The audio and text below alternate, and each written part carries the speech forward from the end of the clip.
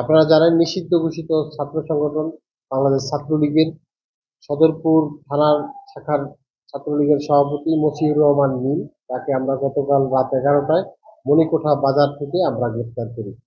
একনল advanced hygiene soap, এবার জীবাণু ধুলাবালি ঘাম ক্লিন বোল্ড।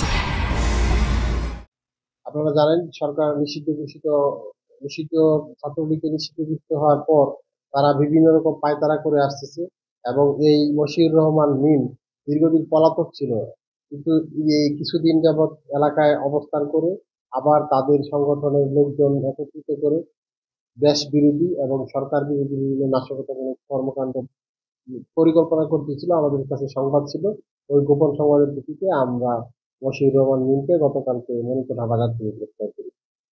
এবং আপনি জানেন যে সে গত 2রা ফেব্রুয়ারি জয়বাংলা বাজারে শেখ হাসিনাতে আস্থা লিফলেট বিতরণের যে ঘটনাটি ঘটেছিল, ওই ঘটনার সাথে প্রত্যক্ষভাবে জড়িত ছিল বলে তথ্য পাওয়া যায় এবং তাকে আমরা ওই মামলায় গ্রেফতার দেখিয়ে আদালতে প্রেরণ করব।